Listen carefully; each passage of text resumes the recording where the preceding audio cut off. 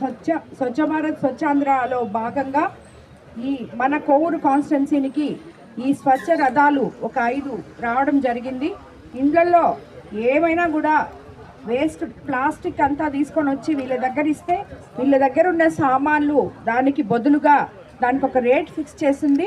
దానికి బదులుగా ప్రజలకి ఇవ్వడానికి మొదలు పెట్టారు. ఎందువల్లంటే దాని ద్వారా చెత్తని ఒక దగ్గర నిల్వ చేసుకొని ఎక్కడంటే అక్కడ పడేయకుండా తిరిగి దాన్ని వాళ్ళు రీయూజ్ ఏదో ఒకటి చేయించుకోవడానికి ఉంటుంది అని చెప్పి ఇలాంటి పథకాన్ని తీసుకురావడం జరిగింది.